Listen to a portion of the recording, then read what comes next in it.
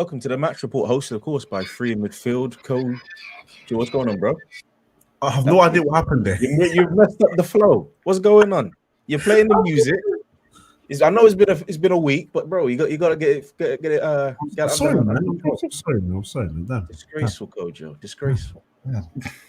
Just like your team, but anyway, it is what it is. There we go. I think Yannicka would agree. Kojo, how you doing, sir?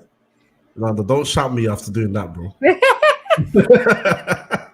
That's what I do. You can't do what I do to me. What is that, man? I'm good. How you doing? Not too shabby, not too sure. Can't complain. The 3 points are here. We're enjoying this 3 points. Maybe not Yannicka. How you doing, Yannicka? Not enjoying 3 points? I'm doing all right. You know what's funny?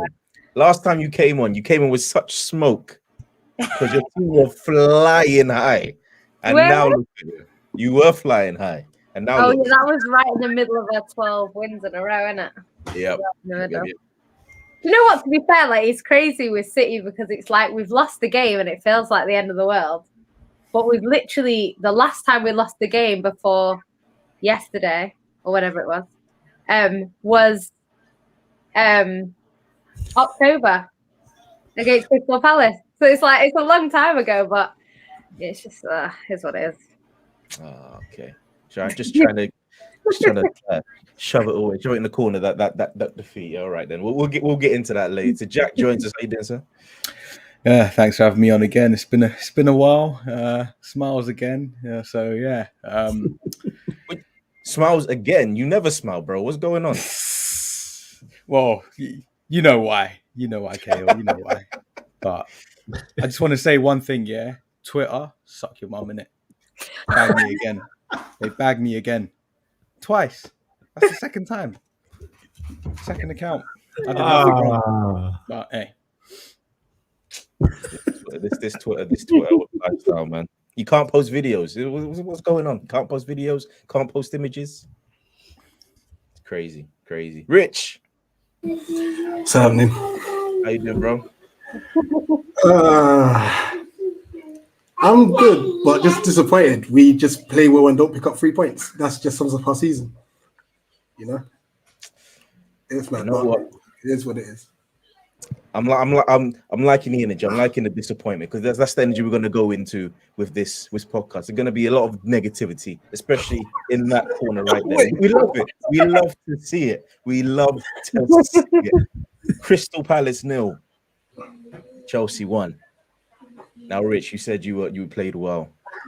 But at the end of the day, it was just the quality of Chelsea that overcame the challenge that was Crystal Palace, right? When you spend over however many billions in pounds and stuff, you're going to expect that one moment they're going to take, and it's the moment that we didn't. You know, Saha should have scored, or at least hit the target. You know what I mean? At least they had a half chance to. And I think we gave ourselves a very good account because our previous games, we've not played well. And I think that's our second defeat in like 6 because we've drawn so many, you know. But the draws that we've been having lately is we haven't played well. We played well on Saturday. And I would have taken a 0-0. I would have taken it. Like, chop my right hand for a 0-0. I don't know what it is about 90th minute goals, but we need to find a way of stopping them. That's like the 6th time this season, I'd say. And but if there is any plus side to it, Lukaku had 7 touches in a 90-minute game, which included taking the kickoff, and I believe one was when he was offside. So we must have been doing something right defensively. Wow. We're kind of trying to stick on the misery here. We'll get onto Lukaku in a moment. We're trying to stick onto your misery as a Crystal Palace fan. It was you were right. Zaha had a wonderful chance which he should have absolutely buried. There's no denying that. There's no excuses for that, to be honest. But you have to be excited of the way you guys handled yourselves against this Chelsea side. I mean, if you play like that against most sides, you're going to pick up 3 points. So there has to be some positives from this. Honestly, our home form has been brilliant. I'm not saying we've won all our games, but teams have come to Sellers Park and we're dominating games, which is weird to say. Our away form is dreadful, by the way. Our away form is absolutely dreadful and something that we need to sort out. So in all the misery, and I know you want to hold this misery, but it doesn't help that I've had 2 days to sleep in it. We're not far from 10th place. You know, if we beat Watford and Burnley this week, we might creep back into the top 10, which will be an absolute success for us. I mean, there's a comment there from Big Ron. It might be a bit facetious, saying Roy Hodgson back, Vieira out, lol. But let's talk on Patrick Vieira, man. The reason why I think you guys are in 10th place, there is no if you guys were in a relegation battle, nobody would have batted an eyelid, because you did lose a whole bunch of players. But he said no to that, and he's absolutely smashed it as your manager. What is he doing? What's right? What's taking your club in the right direction, man? Faith in the youth. That's one thing. And you know what? Like, I'll be lying to you. Like, I didn't think we will get relegated, but I didn't think our playing style would change so drastically, so quickly. We've literally gone from park the bus and hope Zaha does something to, listen, we're keeping the ball, and we've got threats all over the pitch. You know, when you look at the Chelsea game, we actually had 3 of our forwards on the bench, and we still managed to pull out a performance like that. I think Patrick Vieira did that because we've not been taking our chances. All the games we've been playing, I think it was a statement.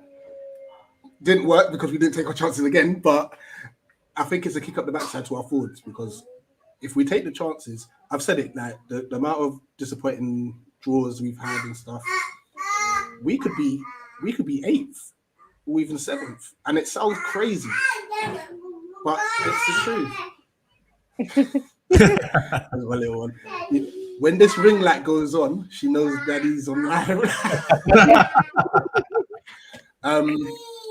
But yeah, the trust in the youth, the style of play which he sticks with, no matter who we're playing against. Like, it's not like let's go all out defense if we're playing a Chelsea, a City, an Arsenal, or United.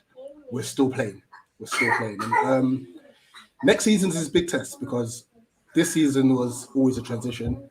Now we've seen the standard we can play at.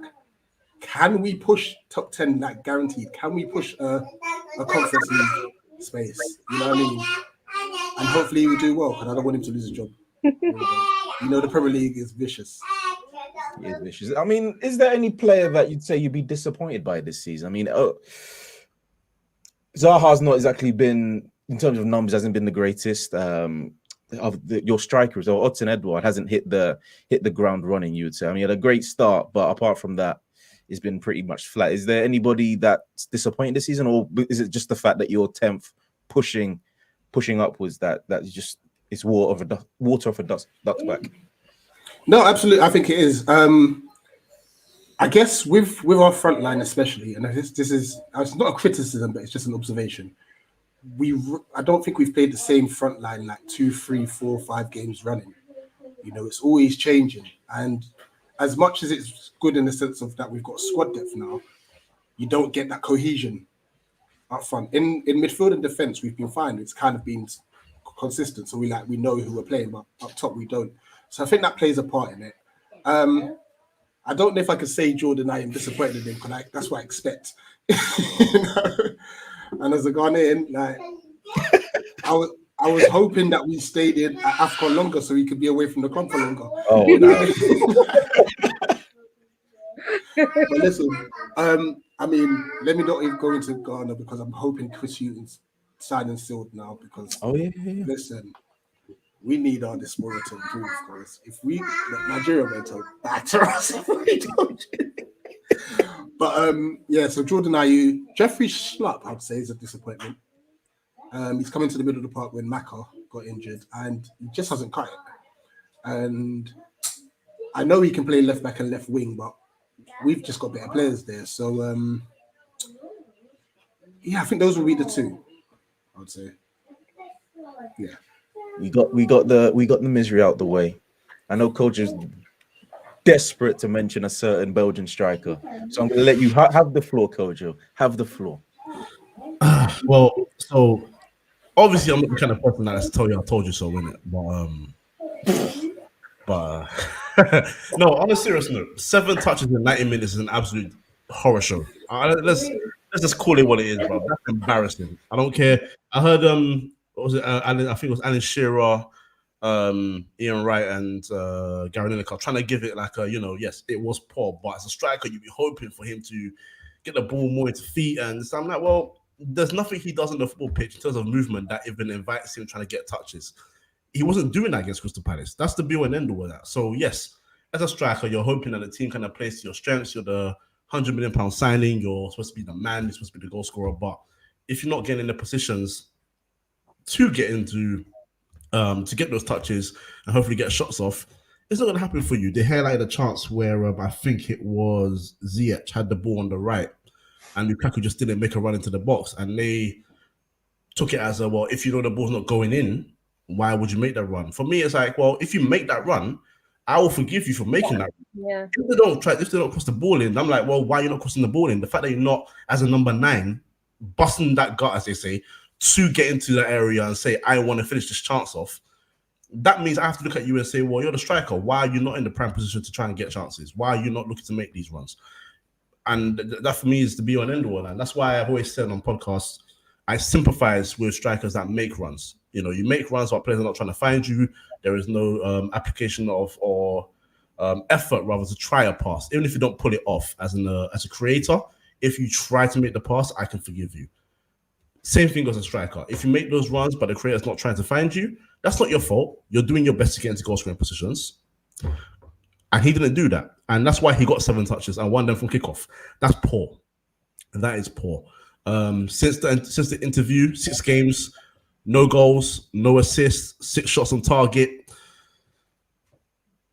I think he misses Italy, but I think Inter Milan don't really miss him. So I don't know what's next for him, if I'm being honest. But the fact that they're making excuses.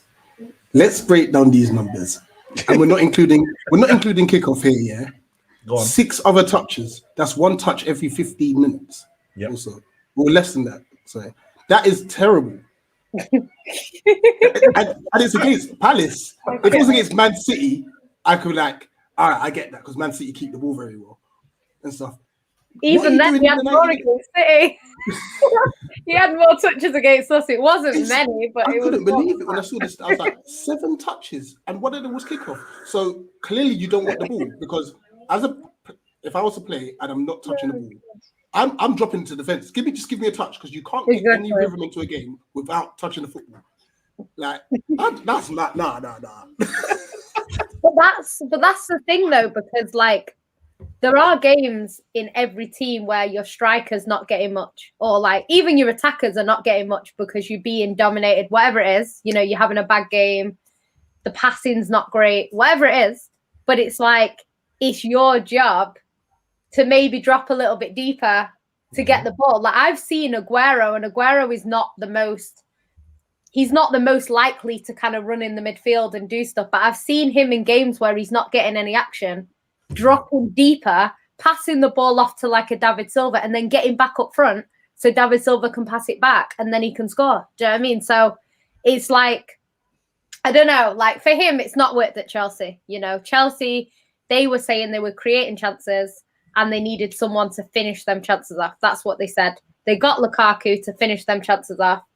And then now it seems to be that they're not creating as much. So I don't know. It's just he's not doing enough. And I think the players around him are not doing enough. But I think you play in, no disrespect, Rich, but you play in Crystal Palace, you would expect Chelsea to beat Crystal Palace. As good as Crystal Palace have been, you would expect them to beat them. So in that game, you need to be doing more. And I think, like you say, if it was 7 touches against Bayern Munich or Man City or Liverpool, I think you could justify it a little bit more, but I think, there's no way he should have that many. I'm sure whoever played up front for you, I didn't even watch the game. I'm sure they had a lot more than 7 touches. So, I'm gonna try to defend Lukaku a little bit here because I actually like him as a striker. I think he's a good centre forward for what he is, for what he within his remit essentially. He's a striker that loves transition.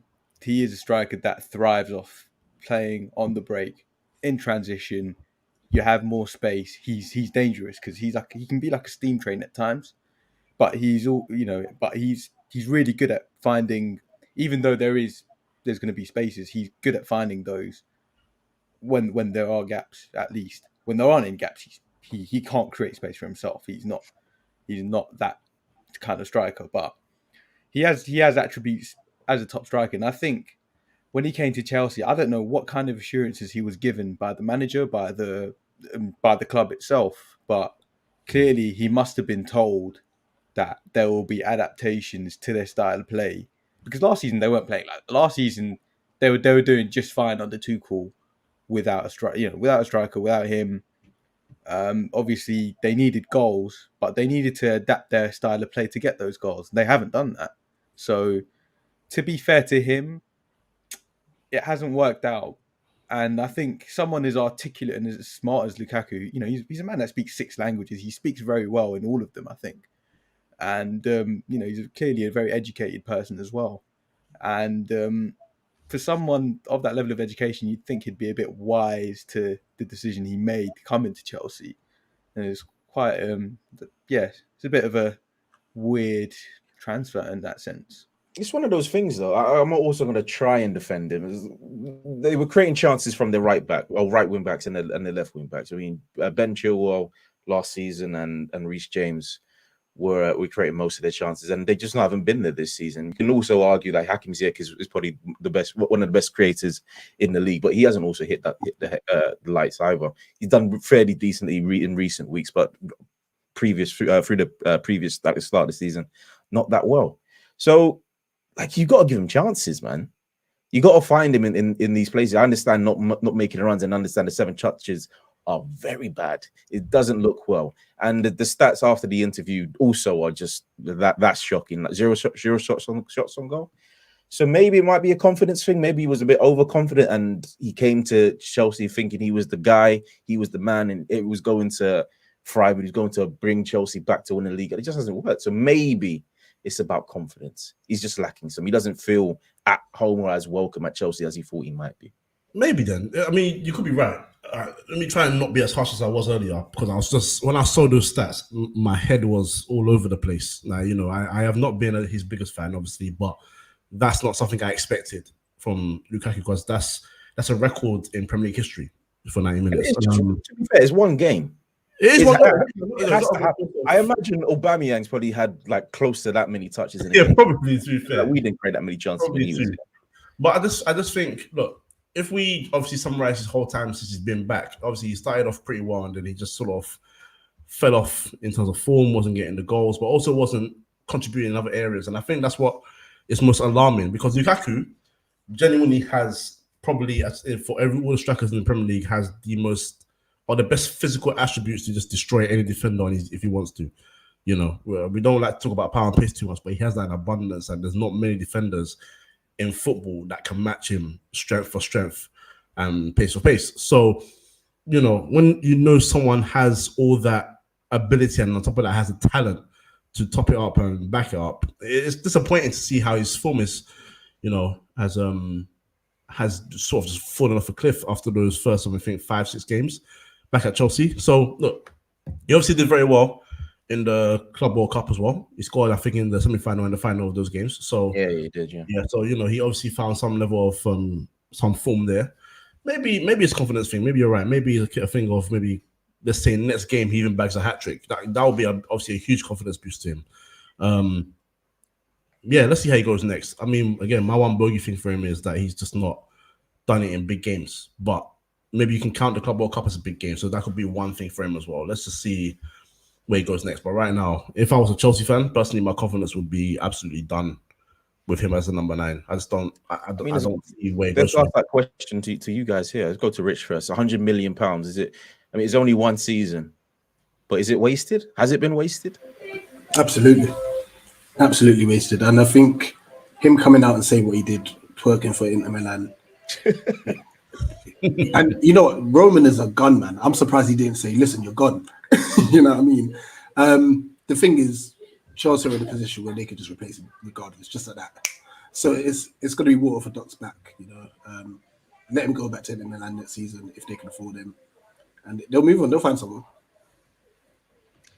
I don't think anybody can afford him though. That's the problem. You got big wages, big price tag as well. I'm with Koja. I don't think I don't see him going anywhere, to be honest with you. Jack, What was that, sorry? £100 million wasted. Yeah, because he had to hit the ground running straight away, and it's been what, 6 months, more than 6 months now. So that's already been wasted already. Even if he does hit the ground running, there's been a lot of time that's been eaten up, and he's what, turning 29 this July. He's not got long left in his career, Wow. so I realize that shit. You know, he had to start scoring from day dot, and he hasn't. So. And I know this might be a sore point for you, Yannicka, but £100 million. Let's focus on that number. £100 million. Has that been wasted? I'm speaking about Lukaku here, not a certain City player, but we can get onto him later. Yeah, okay. I do think the difference between City under Pep is that we have seen quite a few players come in and they've not looked very good. And then the next season, they've looked a lot better. So for that reason, as much as I agree with what people say in terms of he's not done enough, I do think if we can get over the line in the league this year, I don't think it'll matter too much as long as he turns up next season and helps us out. But I think, yeah, he's a different situation. The thing with Chelsea is they said, we need a striker. City needed a striker as well. We didn't get a striker. And everyone was telling me that Chelsea are going to win the league because they got a striker and City didn't. And now only one of us is in the title race right now. So I think with him, it's a weird one because Lukaku is ex-Chelsea. So it's not like they just got someone in randomly and thinking he was going to be this great player and then he wasn't. It's a bit of a weird one because he's played for Chelsea before. He's come up through their youth. He's a big-time Chelsea fan. So it's a bit, I expected him to do better than he's doing, to be honest, at Chelsea. So I'm a bit surprised. I think 100 million, whenever you spend that, you need them to hit the ground running. You do. That's just the way it is. That's the way it is for fans. That's what it is. And I think it's always a risk because some players do okay under that pressure and others struggle under that pressure. And I think maybe he's struggling under the pressure. I don't know. But I think he's not helping himself. Doing that interview, I think, is the biggest mistake he's made because the fans loved him and they were defending him.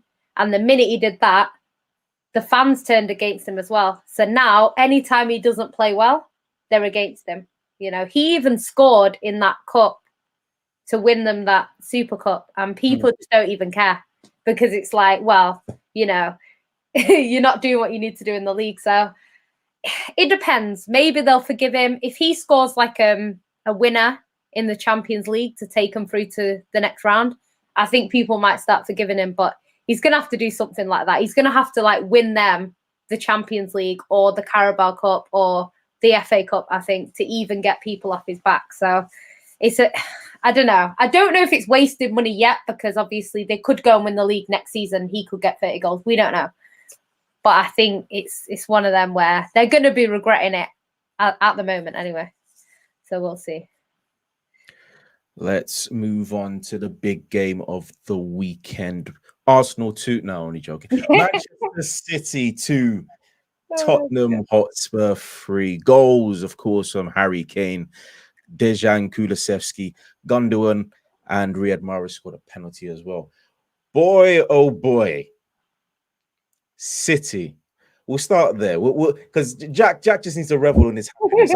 I like to see him smiling. It's a weird thing to see, but he's actually smiling. So I just let him enjoy that for a moment.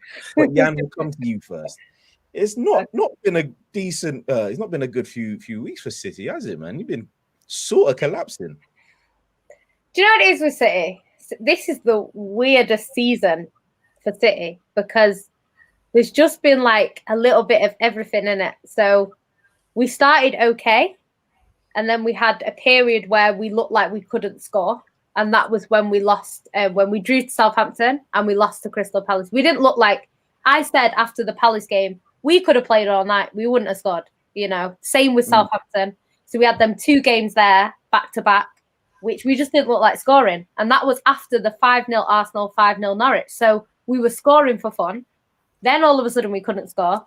Then we kind of got back on track and went on a 12-game winning run where even when we weren't playing well, we were getting results. And then now it's kind of like we're kind of going back to that can't score kind of situation. And I know we scored 2 goals, but if we're being honest, it wasn't the best goal. So I think it's a weird situation. I think overall, I don't think the performance was as bad as people are making out in terms of what we did in the game, because we did have a lot of possession. We did create chances. But I think with City, like, the finishing was horrendous. Going forward, like, Bernardo Silva's been one of our best players this season. He was terrible. De Bruyne has been one of our best players this season. He's been terrible. He was terrible. Rodri, who I'd argue is probably our best player this season, was awful. Kept giving the ball away. So I don't think it was a good performance from the players. Defensively, we were terrible. There was no defending in that game. It was horrendous at the back, horrendous at the front. And then in the midfield, where we've normally got like a Rodri rock in the middle, he was horrendous. So yeah, it was a weird game. It's a weird game because there was a lot of possession. And I think if City were clinical in that game, it could have been a different result. But yeah, like even the goal, it was like a mistake from Lloris. And then the penalty was a penalty. But Mahrez is our top scorer. And I did say when we were 1-0 down, I was like, our top scorer is on the bench. So it just like didn't really make sense. You could see we weren't scoring. Bring on your top scorer. He brings him on. Okay, yeah, it's a penalty, but he scores in that game. So yeah, I think it was a bit bad. It was a bit bad. But yeah, no, Ryan, that's not. It's when people counter-attack. There's certain teams that can beat City. When Liverpool go head-to-head with City at home, what happens? You know what I mean? That's just what happens. When you go head-to-head with City, we're more likely to win. When you counter-attack us, obviously, if it's 3 against 1 or 3 against 2, obviously the 3 are going to have the advantage over the 2. That's just basic math. So I think, I don't know, in terms of missing Grealish, Grealish is a weird one because I think he's been asked by Pep to do a certain job, and his job is to keep the width and to stay out on the wing and then try and sometimes he tries and cuts in, it doesn't really work, and then sometimes he tries to pass it. I mean, I don't think he's quite there yet where he needs to be. There was the Watford game, I think. He missed, he should have had 4 goals in that game easily, and he was just missing, easy chances that he would have put away last season. So, yeah, I think he needs to sort that out. Sterling's actually been really good recently. He's been really, really good. Like, even when he's not been scoring, he's been good. I think he was okay against Spurs. He wasn't one of the worst. He wasn't one of the worst on the pitch. But I just think if you have a game where a lot of City fans were complaining because Bernardo Silva has been brilliant this season and Pep moved him out of position to accommodate De Bruyne in it, it's just leave him where he is. Do you know what I mean? If you've got to play De Bruyne false 9 if you have to. But our best midfield this season has been Gundogan, Rodri, and Bernardo. That's been our best 3 in the middle. So I don't know. We'll have to see what happens. That sort of game for me, I was saying throughout it, this is the sort of game where De Bruyne has to shoot from outside the box, and he didn't do it. So yeah, it's just one of them games. I thought Spurs played well. I thought they defended very, very well, and I thought they took their chances when going forward. So yeah, it's one of them. They're a bit of a bogey team for us. So, on my Twitter, I have a Man City Twitter because obviously a lot of City fans follow me, and pretty much all of our fans were saying we're going to lose to Spurs. Spurs are going to be prime Barcelona. So our fans are not surprised. It's rival fans that expected something different, but we'll see. We'll see. Yeah, rival fans. Yeah, couldn't do a job, could you, Yannicka? Couldn't do a bloody job, could you? But anyway, Richard, you have to go right now. So thank you for joining us. Coach, is there? No, thanks for that. Just happy. So where can they find you? Is this just Yeah, Eagle Eye Football on YouTube, Crystal Palace content, but also talk to other fans on a Sunday night about the weekend's results. So yeah. Come find us. Thank you, man. Thank you for coming on. We'll Appreciate get you it. on Take soon care. again. Take care. I love that. Take care. Let's continue this conversation. I'm going to go to you, Kojo. I'm going to ask, is there any blame to be held at Pep's feet for his lack of, not accountability, what's the word I'm looking for? His adaptability. We all saw that Spurs were benefiting from Man City playing a high line. So at halftime, you could expected a manager of Pep's ilk and quality to see that problem and maybe drop it a bit deeper, make it a bit more compact. But he still went gung ho. He still tried to keep possession. And to be fair, there was a point where City had 90% possession. But still, though, those gaps were there to be exploited. Is there any blame to be laid at Pep's feet? It's a weird one for me because Yannicka will know this better than me. Pep doesn't like to make subs. No, he doesn't. It's a bit weird. Not at all. So he brought on Riyad Mahrez, I think for Sterling, maybe, I think it was. Yeah. And that was it. And I was thinking to myself, okay, in the second half, you were less open, but even so, your defense wasn't, the defending wasn't good enough for both goals. And even the goal that was discounted as well, because it was quite easy for Kane to get the ball under control and hit at the near post. But I felt like they needed like a bit of more of assurance in there because I feel like Rodri was struggling to just pick up Kane's sort of movements. So I thought someone like Fernandinho would be better, who just is essentially the master of fouling and not getting yellow cards because he breaks up the play, makes sure the counter-attacks don't have the chance to go further. Pep can hold some blame for that because it's like every now and then, I think was it last season or season before, where there was a couple of games where City were getting counter-attacked quite a bit, and then after a while he just stopped all of that. The defense was a lot more better. There was no chance to counter-attack whatsoever. Every teams have tried it, and it's like every now and then he seems to forget that every team looks to do that because City are a team that just control the ball all day, every day. They're going to win possession battles. They're going to pass the ball and get into triangles and get out of defensive situations by passing the ball out and getting control of the ball and finding KDB if he's there or Gundogan or whoever. But he also forgets sometimes that these other teams are going to be like, well, all we can do is counter-attack, so we're going to find a way to. And I think it was very easy for Kane finding space in the middle. Son and Kulusevski were having acres on both sides, and I feel like he didn't want to address that. So you can hold blame for that. At the same time, the 2 goals in the second half that they conceded, I think it was second half goals. Yeah, Kane and Kane again actually. Yeah, because Kulusevski obviously opened the scoring. The fullbacks are an issue, and I'm starting to notice that as a football thing in general. Like fullbacks there's like a lack of awareness. There's a lot of ball watching rather than knowing where your opponent is. Because there's no way, for me, in my opinion, there's no way that, for example, Kyle Walker should have been beaten to the ball by HurriKane for the header. You're there, you're alert, approach the ball, get in his way, make sure you can't get there first. Someone like Kyle Walker, who's usually aggressive as well in a football pitch and wants to get the ball. I didn't see that from him. And Kane wanted to see a lot more. He was awful. Yeah. There was not enough space to make a recovery run. That's probably the problem. I love it. Yes, that's factual. So, no, look, he can hold blame for that, but at the same time, these players, I mean, because they've been so good, people see it as blips, but these are things that can cost you. Because now we're talking about, I was last week or 2 weeks ago saying to one of our old school friends that the title's done. Like I say, yes, City will drop points, but everyone else will drop more points. That was my opinion. But now Liverpool have a game in hand. They're 1 win away from making it 3 points. And then suddenly it's like, okay, they're creeping on you again. So we're expecting, if you're a City fan, you're hoping and kind of maybe expecting that if you're going to win the title, you need to go on that run of just winning games again. Because Liverpool are capable of doing the same thing. They've added more quality. Luis Diaz as well, who's another one who's obviously got a goal as well. So, yeah, I think Pep has to hold a bit of accountability. But these players, because they've been so good, they tend to get away with a lot. And that was no good performance, especially from the whole backline, actually, in my opinion.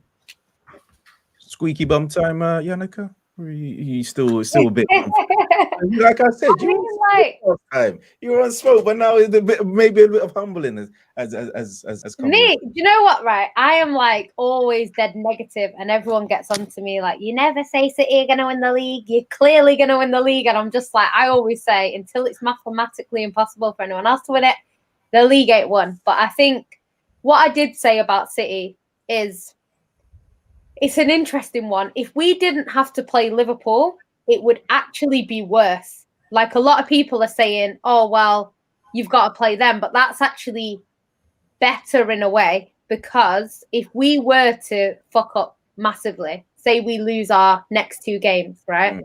And then we go into the Liverpool game, we would be 3 points behind Liverpool going into that game. If we win that game, we go back on the same points as them, and it puts all of the pressure on them to get over the line and win every single game after that. And to be honest, like, they can do it, we could do it, who knows? But I think it's one of them where it's like, I've been saying for a while, City won't get 102 points.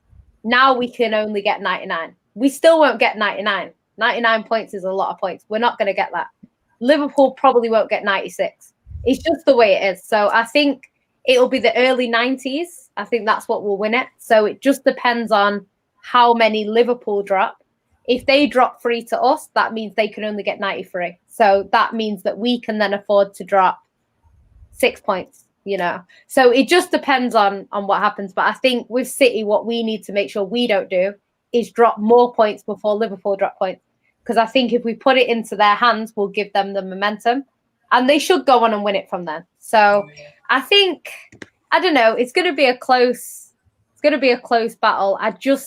If Liverpool win 18 games in a row and beat Man City away, they deserve the title. I'm not going to sit here as a City fan and be like, oh, we bottled it, because a team going on 18 games, obviously, technically we've bottled it, but if you think about it, us winning 20 out of 26 games is madness. Do you know what I mean? So to then not win the league, that must mean that Liverpool win 18 games in a row or something mad like that and then beat us. So I can't really, we'll see what happens. Pep has never bottled it before. So this will be a first for Pep. So we will see what happens. These players tend to, when the pressure is really on, they do tend to step up. So it will be out of character for Man City to not win it from here. That's all I would say. But anything can happen. It's football, you know? Pep's never bottled it before. I seem to remember a Champions League final, but never mind. That was last. No, I'm talking about title race. But for Bayern as well. He's a final. Like, he's lost the final in his whole career.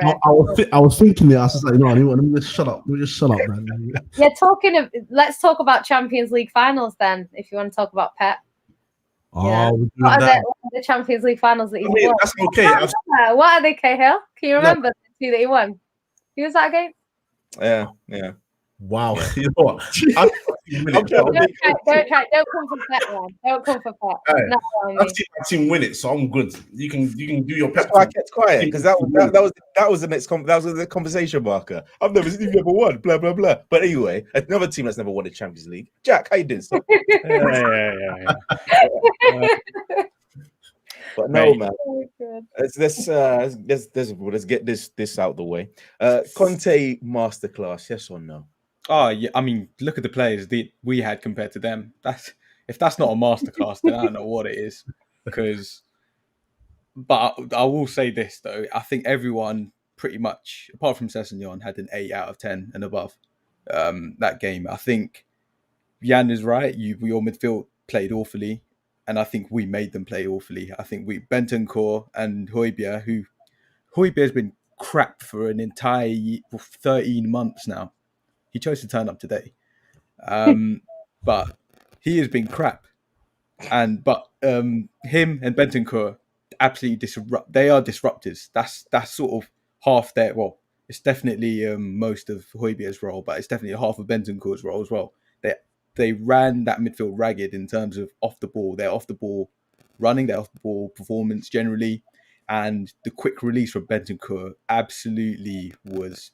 It was magnificent for us. It created those attacks, and he gave the ball away a lot, Bentancur, but he also, there was one counter attack we had, the Kane chance where he should have made it 3-1. Edison, proper save. Oh, the save, yeah. It was like 7-8-1 touches from the back line, and it started off with Bentancur, who started the move, got forward, and then gave it to Son to finish the move.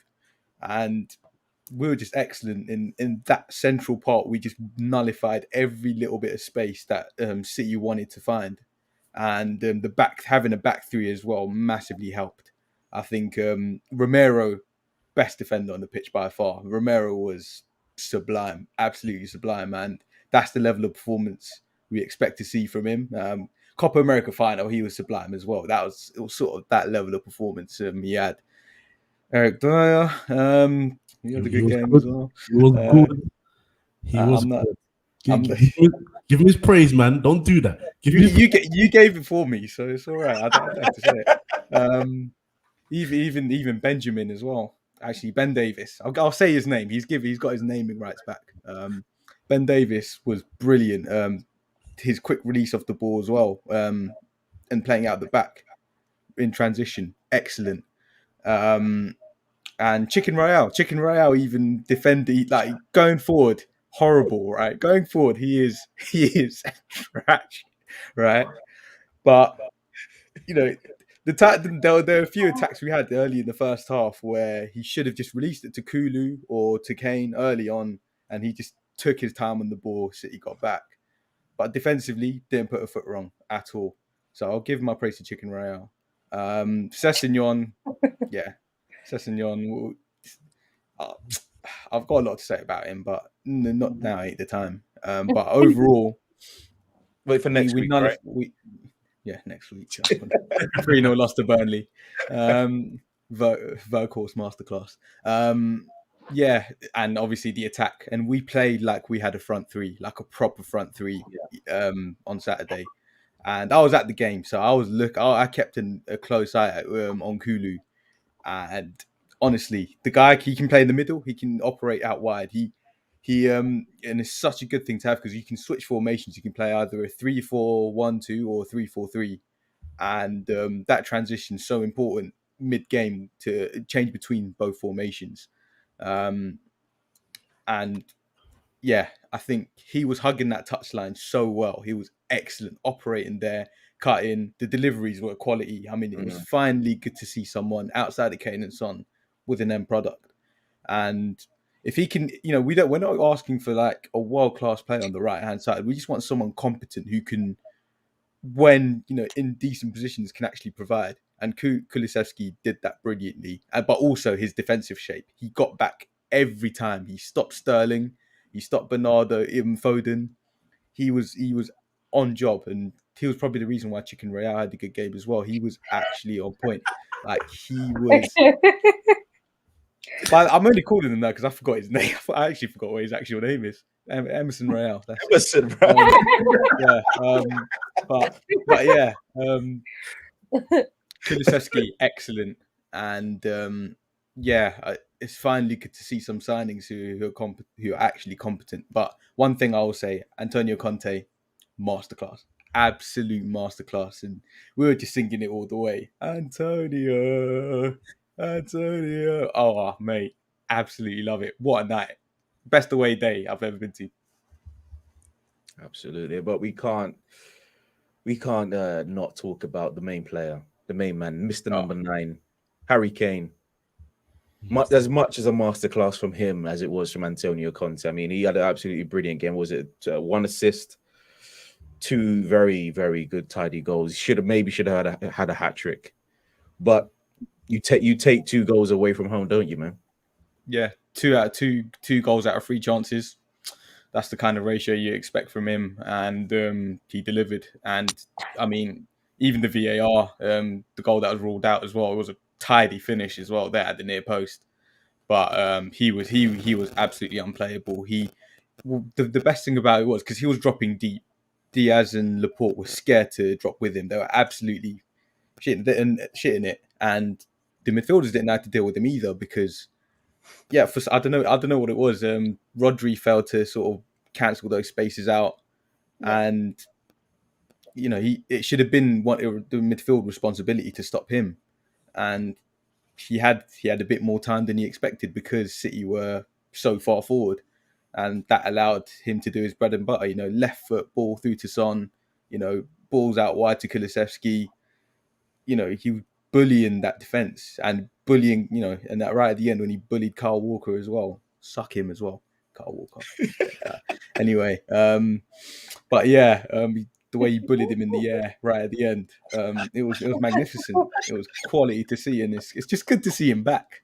It's just good to see Harry Kane like back because he. How do you say that and just keep talking, bro? Listen. I say it in my sleep. Kojo, you don't, I'm always muttering shit about our players. Don't worry. With such vim. Oh my god. But yeah, I mean, Harry Kane's actually, he's on 8 Premier League goals right now in February, which is poor for him. But he's actually played really well under Conte. It's just he hasn't been on the end of things the entirety of his tenure. But now this, especially from yesterday, is shown, and I think we just need him to kick on because I think if he, keeps up this form, he will get 15, 16 goals, no problem. So I think he just needs to, we should be, 1 game a week now. So hopefully that will tie into our favour because we've been in Europe for the past, 14, 15 years now, every season. It's been tiring. It's been absolutely tiring. I'm sick and tired of that Europa League anthem, like the UEFA Cup anthem back then, or whatever it was. But the Champions League was nice. But yeah, it's just finally good to not have Europe at this critical time, and I think that suits Conte as well because Conte isn't a manager that wants to rotate. So hopefully we can kick on. But again, we can lose 3-0 to Burnley, and Werk will still have an absolute masterclass against us. So yeah. Bro, it's funny how the opinions of certain players change in say 6 months. Hey Kojo? What? Hey, Yannick, it's just opinions of certain strikers. Just completely 180. I'll tell you what. It's wonderful to see. Don't get it wrong, but it is like boy, Harry Kane. Well, I'd say that was more of a audition for Pep than a performance for Tottenham. I think that's exactly what it was. I think he was saying, look, this is what you could have had. But, it depends. I mean, if it was an audition, I mean, he definitely passed it. It's one of them ones where I was looking at City, I was like... Getting a callback, bro. Oh, yeah, 100%. Because obviously, their last 2 games, Tottenham, that is, they lost to Southampton and Wolves. And they were all like either crosses from Ward-Prowse or, just basically everything was pulling from the Tottenham's left side or the opposition's right. And I was thinking with KDB on that side, when the game was going, I was thinking, okay, maybe he'll drift out wide again and then whip balls in. But I think they managed to close him down a lot quicker. Bentancur, as you said, play a big part in that. Just quickly for me, I think what's a relief for Spurs is the fact that they finally got someone added to the front 3 who actually knows what the hell he's doing on that right side. Because Lucas Moura is living off one night. He's living off one night.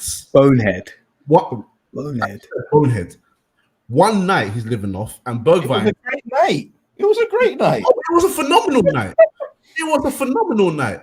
But it was and he should have got his second night in the Champions League final, but a certain away from him. Federico Makeda had 2 wonderful nights for Man United, and then he became Federico Makeda again. It is what it is, man. And then Bergwijn, I mean, the less said the better. I mean, yes, he got some last-minute goals. Fantastic. That's beautiful, man. But he doesn't know what he's doing. He's not done his job ever since he joined the club. He had a great debut. Well, against City, that's funny. He had a great debut. Done nothing else since. Kulusevski knew exactly what he was doing, and that's funny because he's not had any 90 minutes with Kane and Son in the front 3. He's not had any, but yeah, he knew what his role was.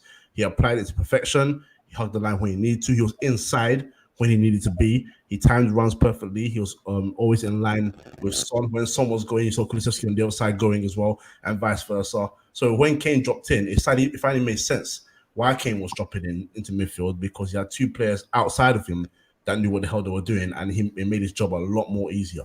That's why he had the confidence to play that pass first time to Son, because if Son will be supplied or supported rather by Kulusevski, and you just saw an easy day at the office for them. So I think that's what he needs to keep doing, have that front 3, because I'll tell you right now, if Bergwijn or Lucas Moura starting that front 3, Jack's going to come in here and he's not going to be a very happy guy.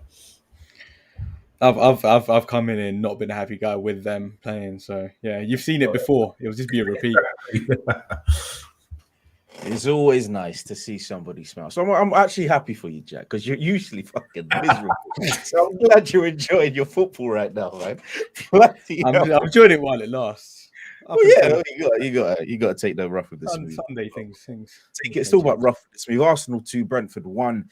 Goals from Emil Smith, Bukayo Saka, and Christian Norgard in the 93rd minute. Kojo will come to you.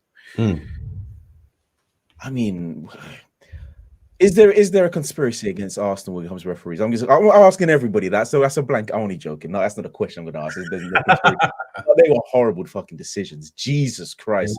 One handball. There was 2 penalties in like the space of 10 seconds. But it is what it is, man. We got the win. Smith or Saka.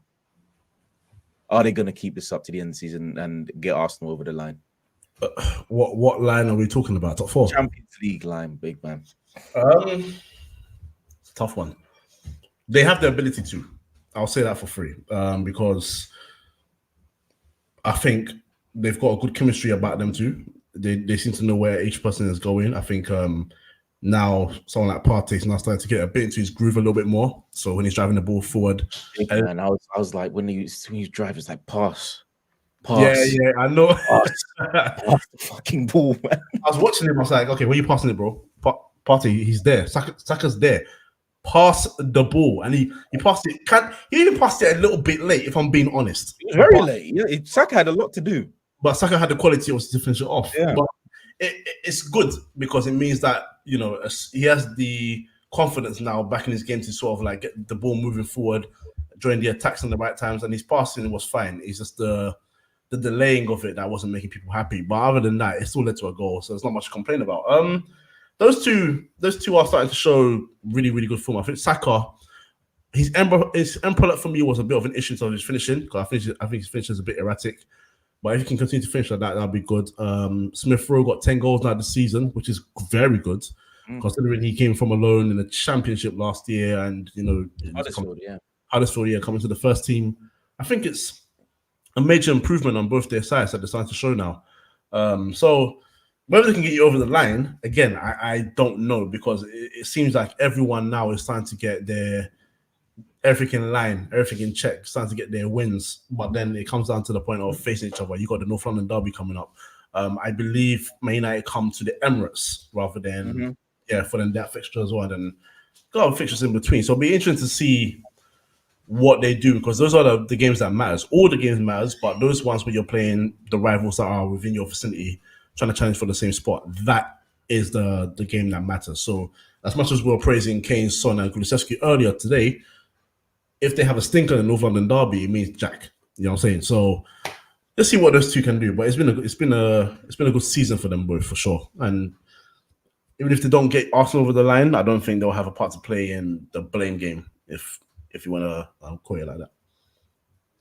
I mean, let's talk to somebody outside this top 4 picture. I don't think you're ever going to be in the contention for top 4 picture again. Is like Yannicka, you're going to be top 2 for the rest of your life, I imagine.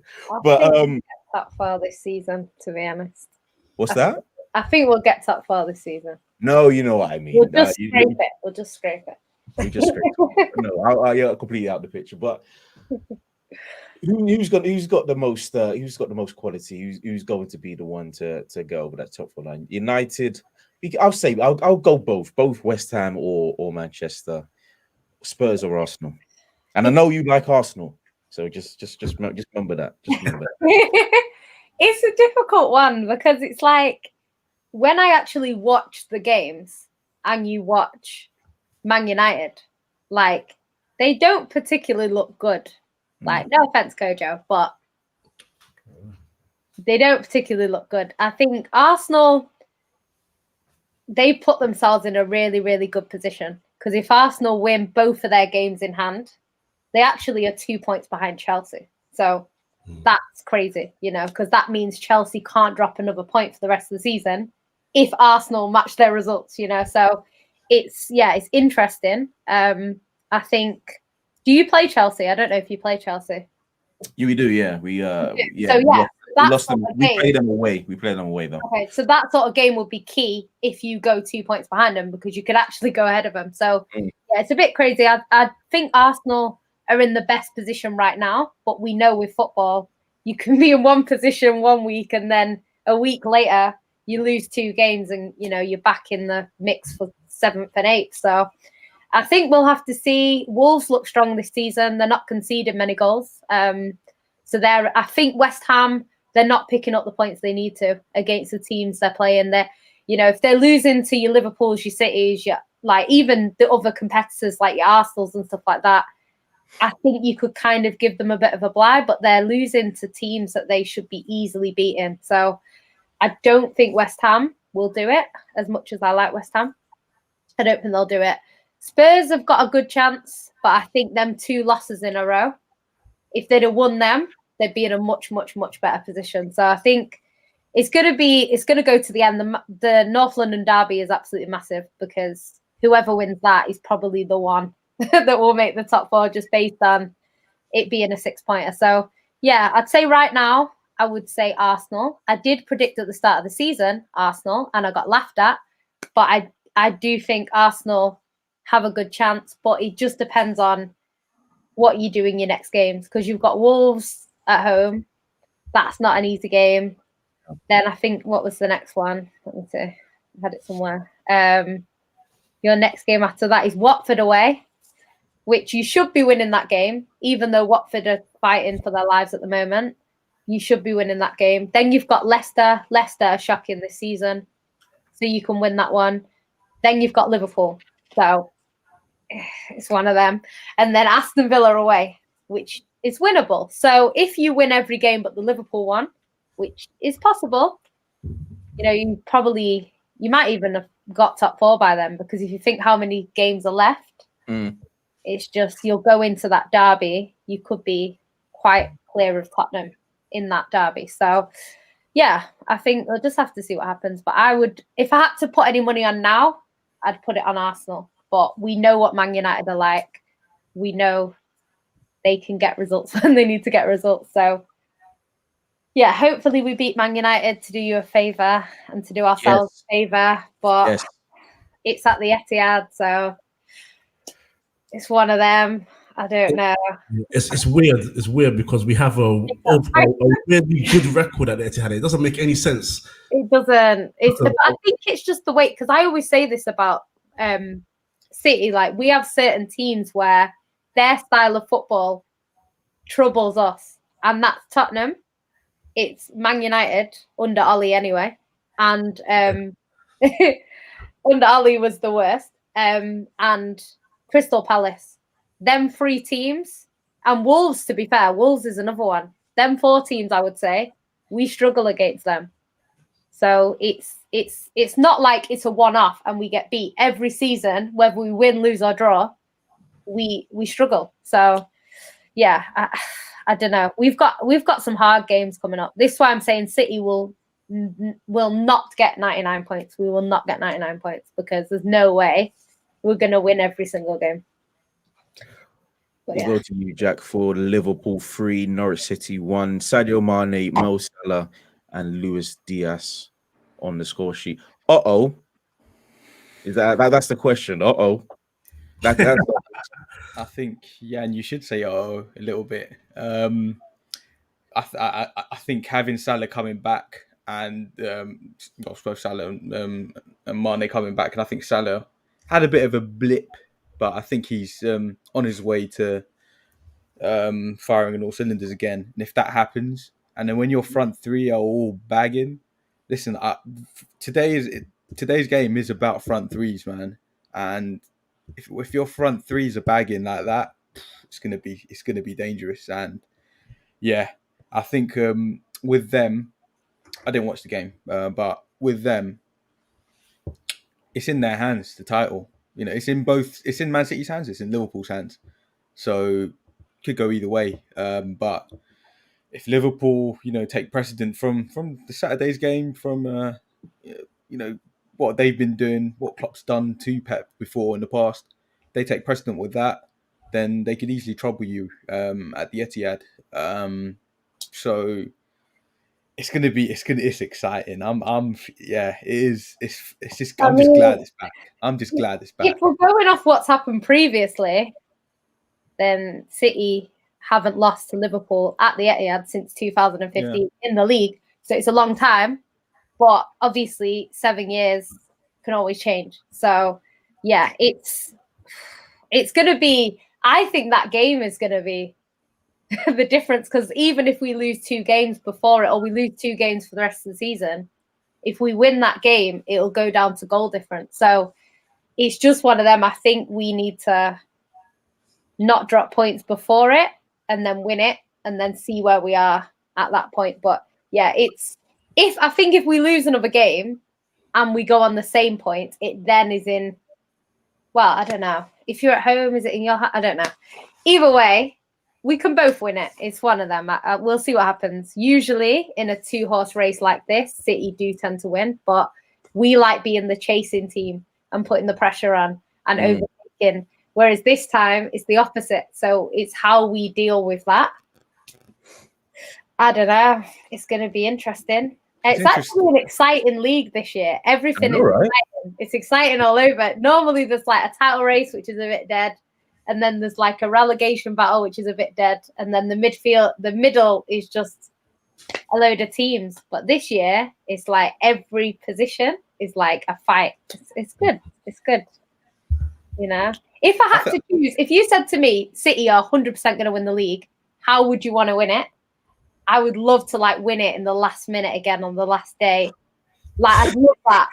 But as a fan who like is going to have a heart attack if that happens, then I would prefer us to just wrap it up next week. I think Kojo has had a heart attack. Yeah, absolutely. Yeah, no, I can't. Could you imagine that? I can't deal with that again. The Aguero thing was like, because I was at the game, I wasn't actually as nervous as I would be if I was at home. It was one of them. I was kind of there. I was like, whatever happens today, I still love City, because obviously we'd not won it before, and I was like, oh, just go. Are you at the QPR game? Yeah. Mad. I've been at every home game for like the past 15 years, pretty much. Wow. But yeah, like I was there, and it was like the way City do things is the full-time score just stays at 90.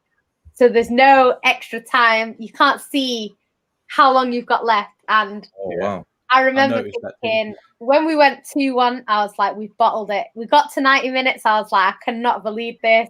Everyone's going to get onto me, because I have a lot of United fan friends. I was like, everyone's going to get onto me.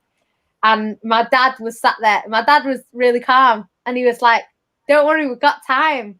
And I was like, Dad, it's 5 minutes and we're losing. And then when Dzeko scored, actually, that is the only City game that the City goal I did not tolerate this goal, right? I was fuming, because I was thinking if we'd have lost, then I could have said we weren't good enough. But to draw the game would have been even worse, because it's like you that close and you didn't do it. So I was fuming. And then people had already left and stuff. And then I saw Aguero take it, and I thought, oh my God, like that is the first goal that I've celebrated before it hit the back of the net. Like I knew it was going in. And then I don't remember the next 3 minutes of my life. But after that, like it was just cool. But it was just madness. But I couldn't do that now. Back then it was all right. Now I think I'd have a heart attack and die. So yeah, it's not for me. But in terms of entertainment wise and how it makes the other team feel, it would be great. But yeah, nah. No, I'm glad you had that moment. It was great. Honestly, you should have been there. It was great. I wish I was there. I would have fought so many people. Did you go for a walk after? Yeah.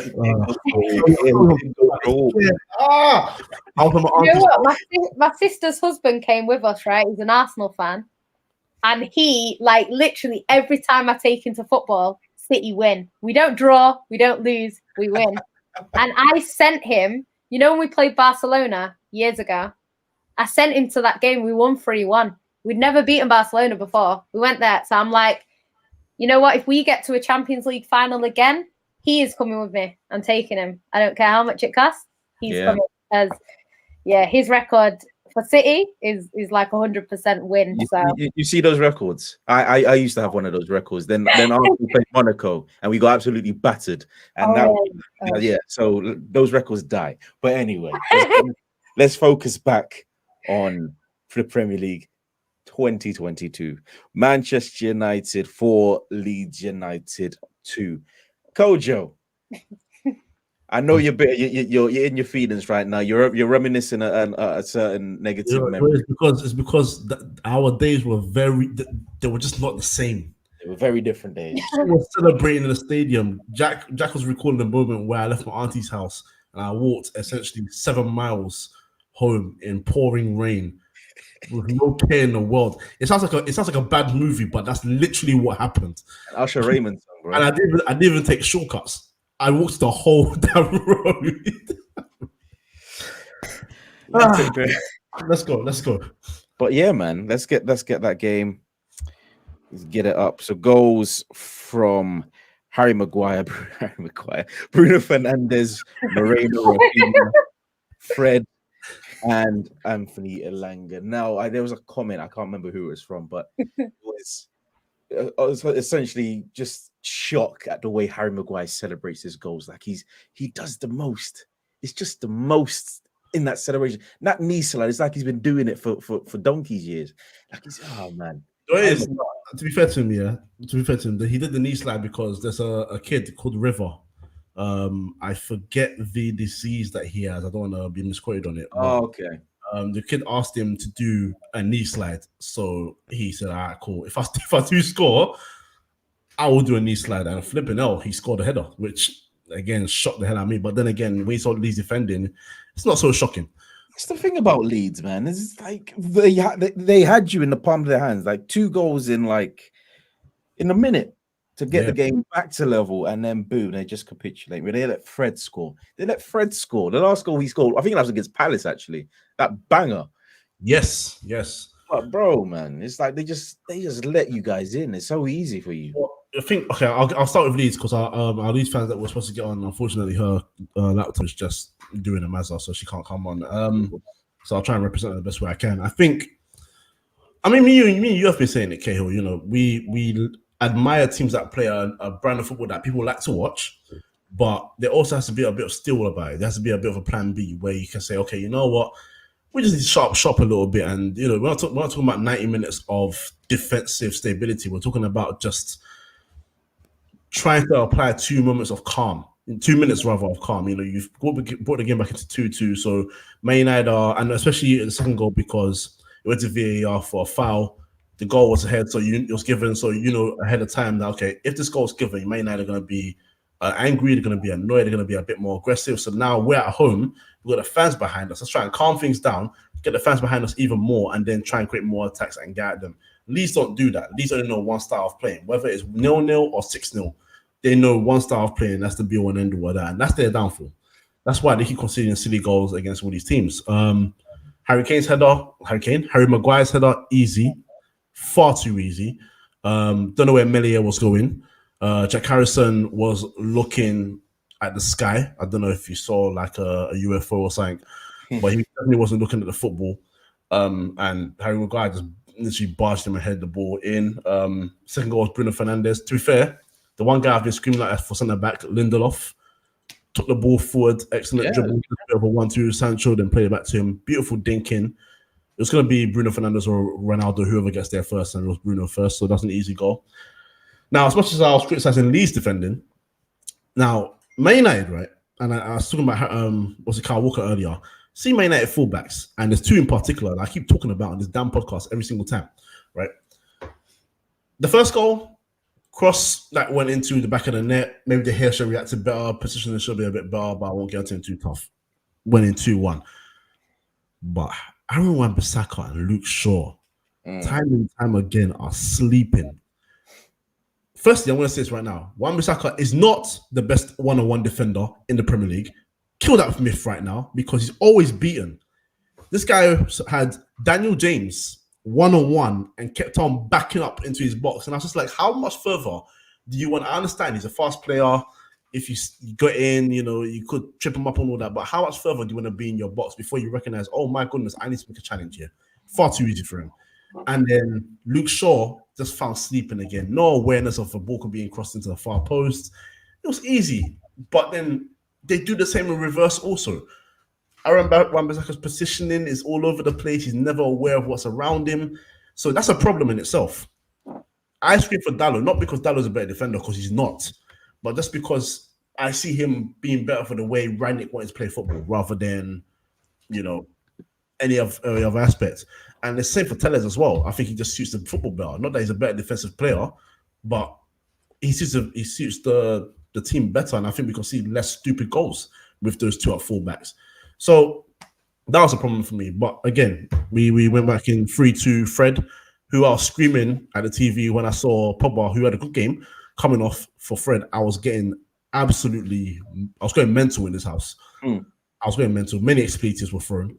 I may have accused Fred of not being Brazilian. I might have called him Bolivian or something of the nature. Yeah. But then when he scored the goal, I was like, Fred! Like, utter shock. Lovely strike, near post. Melia doing his best Hugo Lloris impression. And then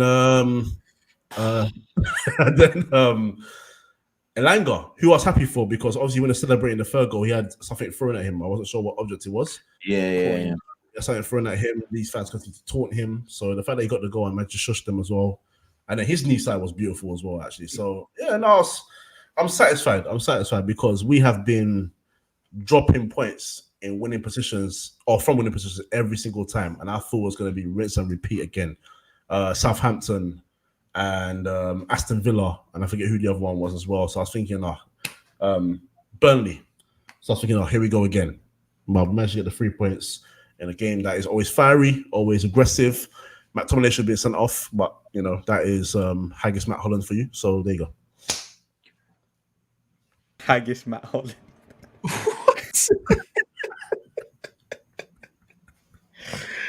God, man, what's wrong with you? I think we shall wrap it up there. Thank you guys for listening. Thank you guys for joining us as well. So it's been a good podcast today. Yannicka, where can they find you? You can find me on Twitter at @It'sYanCity. Not really on YouTube anymore, to be honest. Really on it. But yeah, find me there, and then anywhere I am, you can find me.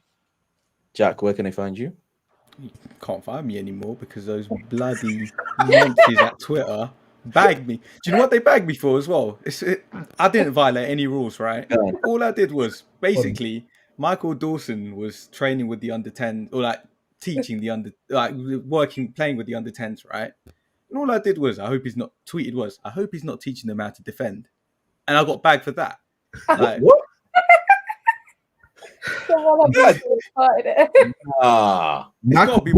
Michael Dawson reported you. I promise you it was him. 100%. But still, though, that's ridiculous. No, that is ridiculous. It's mad. But he was terrible anyway. But either way,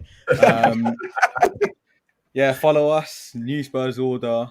Got a pod every Thursday, and yeah, this one's going to be a big one because a quality win, and yeah, we'll finally be happy for once in the pod. So yeah, you might have to, if you want to cheer yourselves up, this Thursday is probably your only opportunity for any Spurs fans.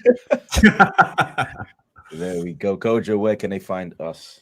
So you can find us. Oh, actually, no. Let me plug Rich quickly as well one more time. Eagle Eye Football on Twitter, YouTube, and Instagram. If you want to follow on Instagram as well, Eagle Eye Football.